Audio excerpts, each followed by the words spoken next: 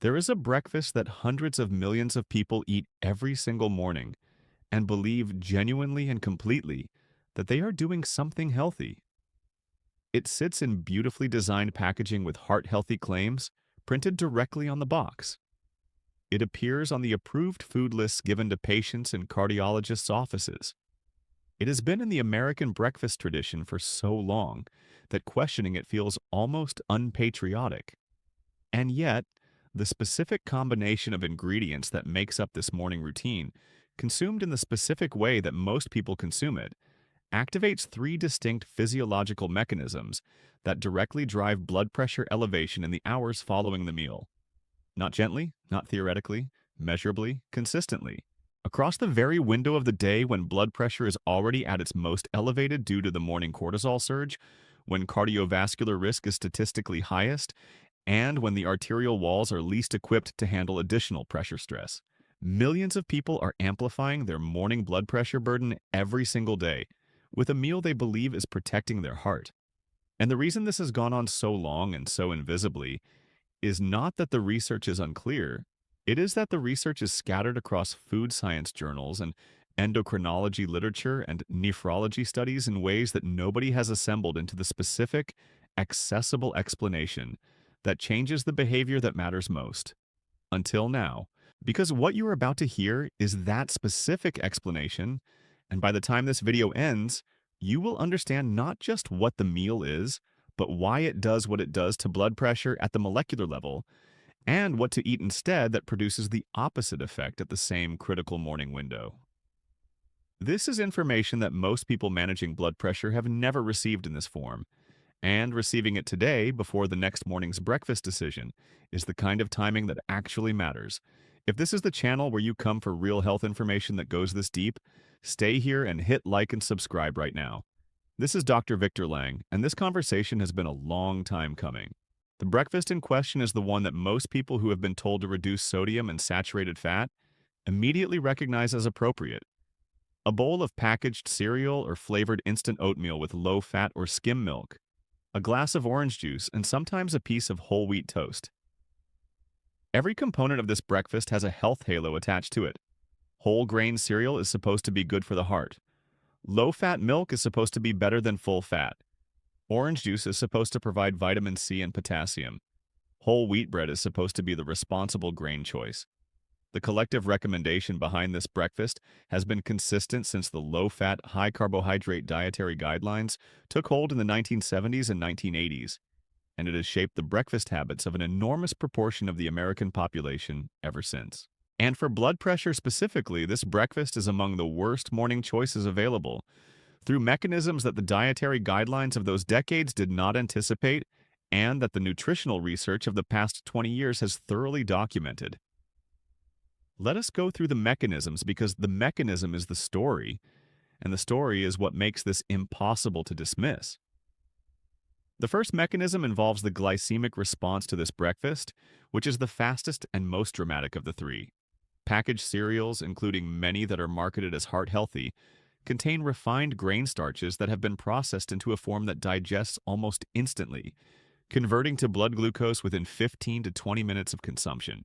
Flavored instant oatmeal is even more problematic than most people realize, because the processing that creates the instant texture also reduces the particle size of the oat starch in ways that dramatically accelerate its digestion compared to whole rolled oats. And the flavoring typically adds significant added sugar on top of the already rapidly absorbed starch. Orange juice, as we have discussed in the context of morning blood sugar, delivers concentrated fructose and glucose without the fiber that slows absorption in whole fruit, producing one of the fastest blood glucose rises available from any commonly consumed food. Together, these three components deliver a massive carbohydrate load to the bloodstream in a very short time window, producing a spike in blood glucose that triggers a large insulin response. Here is where the blood pressure mechanism enters. The insulin response to a large, rapid carbohydrate load does not only affect glucose metabolism. Insulin directly stimulates the sympathetic nervous system, activating the same fight-or-flight neural pathway that responds to perceived stress and danger. Sympathetic activation causes the heart rate to increase. It causes the blood vessels to constrict. It causes the kidneys to retain sodium rather than excreting it. All three of these effects increase blood pressure.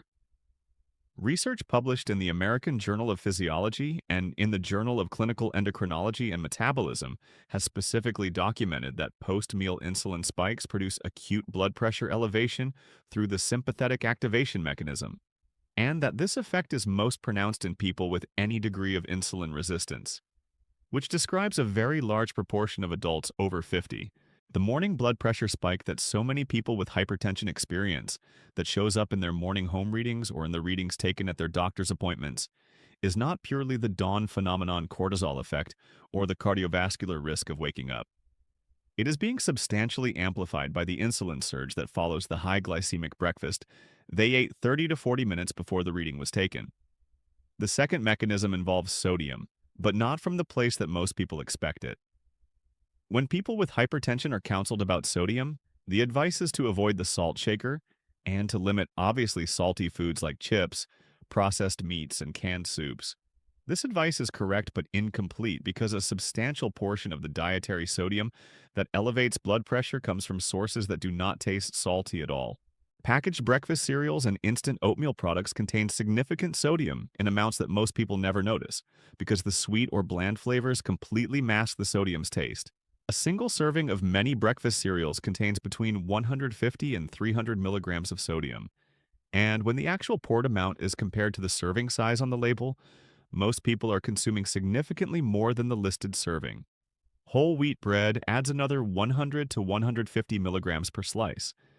And the low-fat milk, which was supposed to be the healthy choice, contains more sodium per serving than its full-fat equivalent, because the removal of fat increases the relative concentration of the naturally occurring sodium, and often involves processing that further increases it.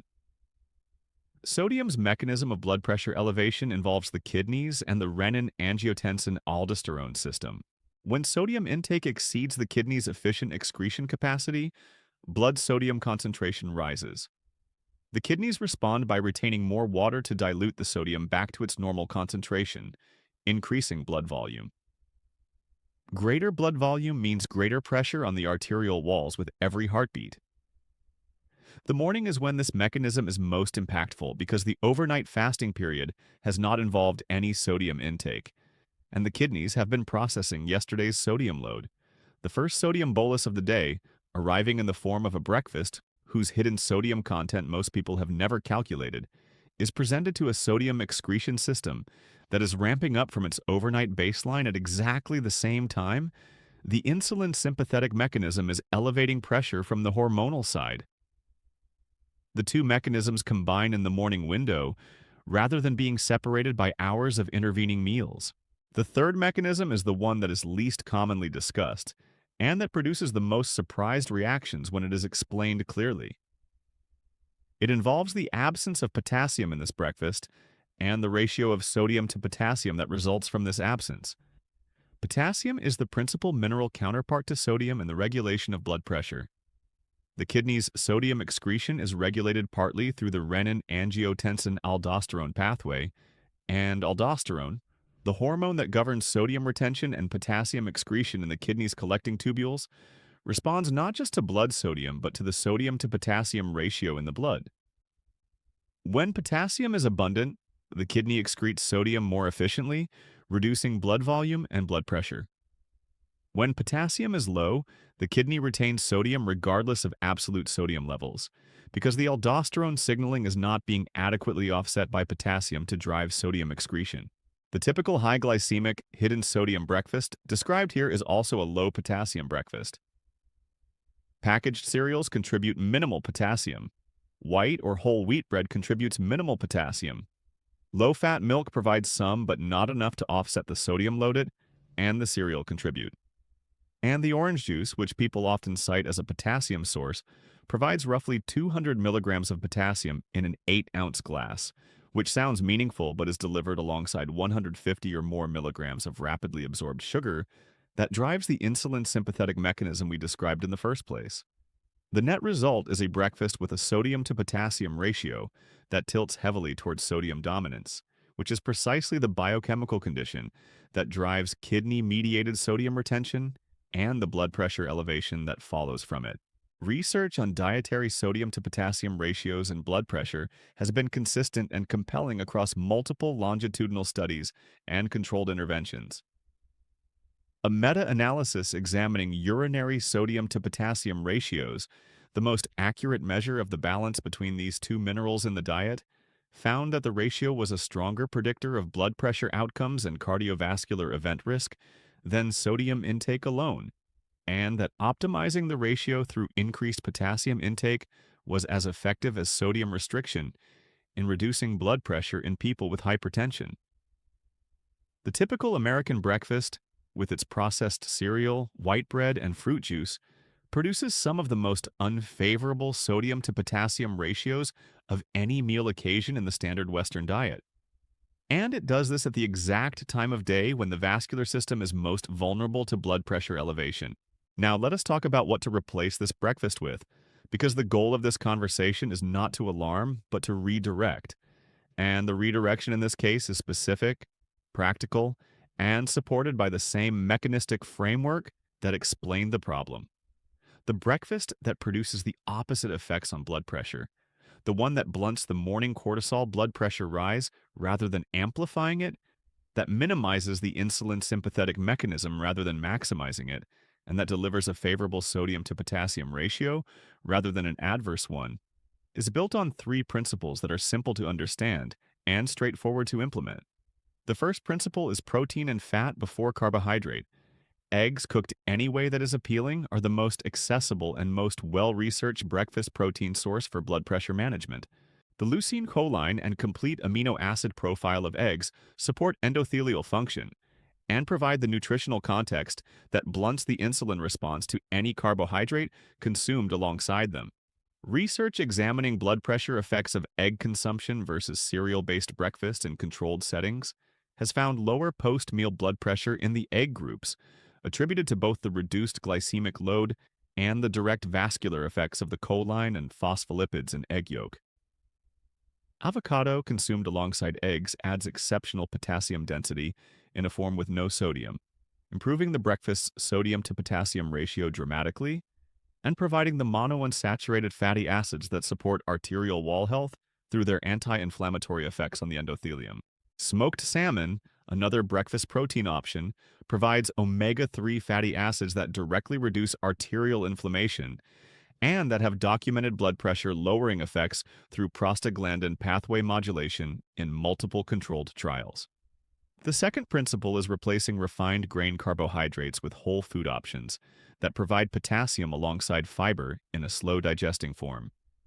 Sliced tomatoes provide potassium and lycopene with minimal glucose impact. Spinach or arugula in a small morning salad or scrambled into eggs provides nitrate and potassium. Berries, consumed as a small serving alongside the protein and fat-anchored meal, provide their anthocyanins and vitamin C with a glycemic load far below that of fruit juice, and with potassium in a fiber-containing form that slows its absorption into a gradual glucose entry rather than a rapid spike.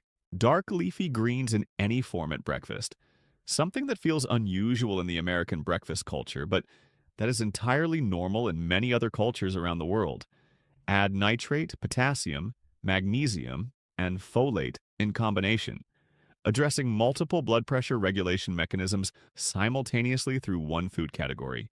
The third principle is coffee timing, which we covered in the context of blood sugar, but which is equally relevant for blood pressure. Caffeine's direct vasoconstrictive effect and its cortisol-amplifying mechanism both contribute to morning blood pressure elevation, and consuming caffeine before food amplifies these effects on an empty stomach, where the vasoconstrictive response is not buffered by the digestive and insulin-sensitizing context of a protein-fat meal. Delaying coffee by 45 minutes after waking and consuming it alongside or after the protein-fat breakfast, rather than before it, significantly reduces the morning blood pressure amplification from caffeine, while preserving the functional benefit of the alertness and cognitive performance that caffeine provides later in the morning. The cumulative blood pressure effect of replacing the standard high-glycemic, hidden sodium, low-potassium breakfast with the protein-fat vegetable alternative described here is not small or negligible. Studies comparing post-meal blood pressure responses between high-glycemic cereal-based breakfasts and protein-fat-based breakfasts in people with hypertension have found clinically meaningful differences in the 2 to 3 hours following the meal. Differences that fall within the range of what modest pharmacological interventions produce. Over weeks and months of consistent replacement, the morning blood pressure pattern changes in ways that are measurable and that matter for the long-term cardiovascular risk that blood pressure chronically elevated in the morning window specifically contributes to.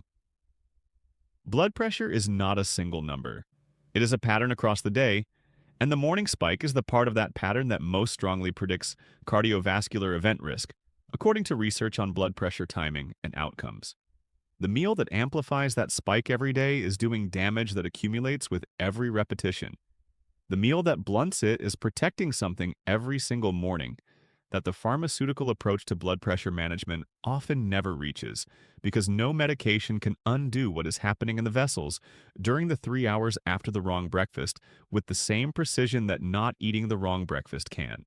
Tell me in the comments what your current morning routine looks like, and whether any part of what we covered today describes a pattern you have been living with without understanding it. Tell me whether this changes what you are going to eat tomorrow morning. And please share this video with everyone in your life who is managing blood pressure and eating what they were told was healthy. Because the gap between what was recommended based on 1980s dietary science and what the current research says about the morning blood pressure window is one of the most consequential information gaps in cardiovascular medicine. They deserve to know what is in that gap. The most dangerous meal is not the one that looks harmful. It is the one that looks like it is helping while quietly doing something else entirely.